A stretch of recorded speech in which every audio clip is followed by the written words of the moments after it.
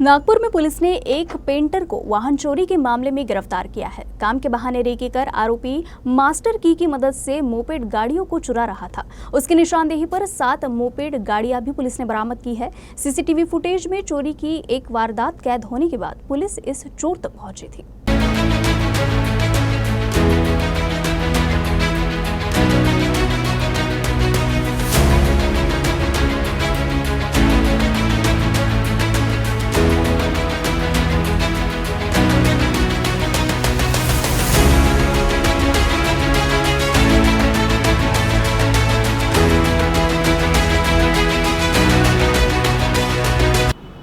बरोबर आहे। अब्दुल सत्तार वल्द अब्दुल शकूर हा माजरी पोलीस स्टेशन यशोधरनगरच्या हद्दीतला आहे। आरोपी अटक केलेले आहे। याच्यात आरोपी हा पेंटर आहे।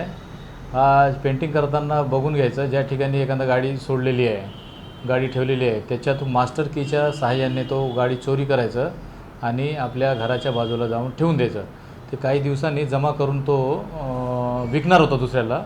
आम्हाला माहीत पडलं बरेच गुन्हे चोरी होत आहेत। मी DB पथकांना सूचना दिलं होतं। त्या पद्धतीने CCTV कॅमेरे वगैरे चेक केले, आरोपीचा पता लावले।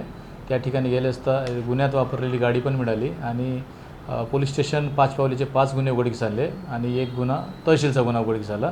असे आम्ही 7 गाडी 4,50,000चा मुद्देमाल जप्त केला।